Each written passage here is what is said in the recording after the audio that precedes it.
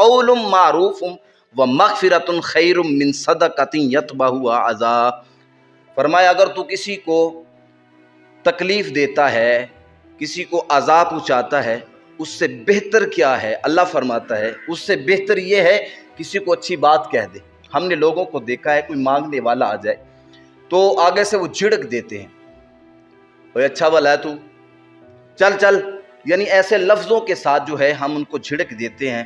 भाई उसका फ़ेल है, लेकिन उलमा बयान फरमाते हैं, हदीस मुबारका में है, उसको झिड़को नहीं, उसको रास्ता दिखा दो। भाई अल्लाह ताला भला करे, या अल्लाह माफ़ करे, या अल्लाह माफ़ कर, या कोई भी लफ्ज़ अच्छे लफ्ज़ों के साथ जो है उसको रुखसत किया। फरमाया क़ौलुम मारूफ़ुन, अच्छी बात कह दे, व मग़फ़िरतुन, या फिर उसको दरगुजर कर दे, ये उससे बेहतर है जो सदका दे के तुम उसको तकलीफ़ देने वाला है।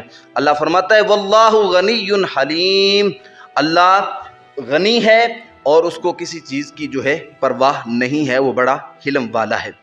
आगे अल्लाह रब्बुल इज़्ज़त ने क्या फरमाया, या अय्युहल्लज़ीना आमनू ला तुब्तिलू सदक़ातिकुम बिलमन्नि वल अज़ा, ए ईमान वालो अपने सदक़ात एहसान जताकर और दुख देकर इस शख्स की तरह बर्बाद न कर लिया करो जो माल लोगों को दिखाने के लिए खर्च करता है।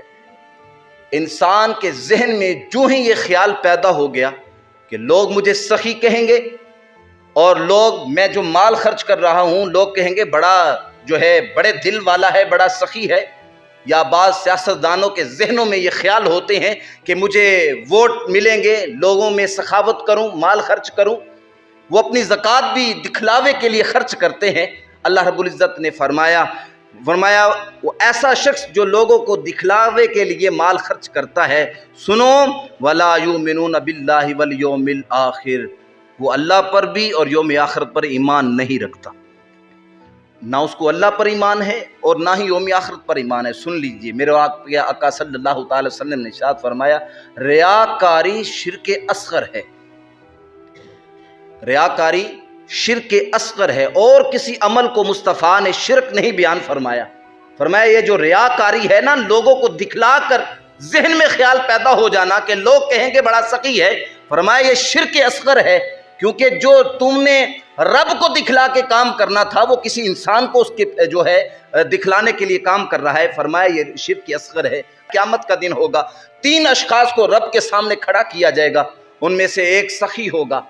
फरमाया सखी कहेगा मौला मैंने तेरी राह में जो है वो माल खर्च किया। अल्लाह फरमाएगा तूने इसलिए माल खर्च किया कि लोग तुझे सखी कहें, दुनिया में लोगों ने तुझे सखी कह दिया, बड़े दिल वाला कह दिया, अब तेरे लिए मेरे पास कोई हिस्सा नहीं है, चल इसे उठाओ और इसे जहन्नम में फेंक दो। एक उस शख्स को भी खड़ा किया जाएगा जिसने अपनी जान राह खुदा में कुर्बान कर दी।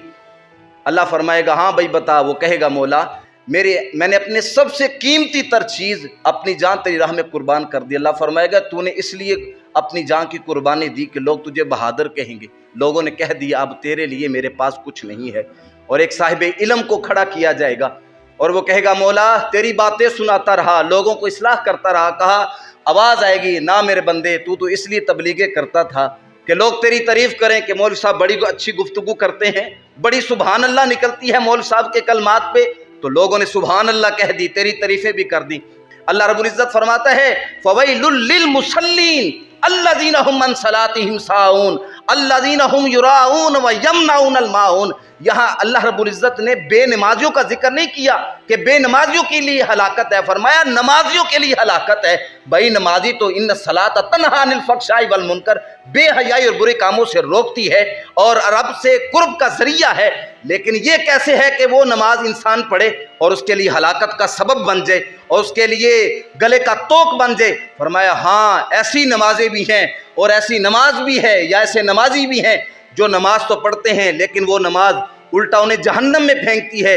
ये वही नमाजी हैं जो लोगों को दिखलाने के लिए नमाज पढ़ते हैं। फरमाया ऐसा माल जो अल्लाह की राह में खर्च करे लोगों को दिखलाने के लिए ऐसे ही है जैसे वो यौम आखिरत और अल्लाह पर ईमान नहीं रखता।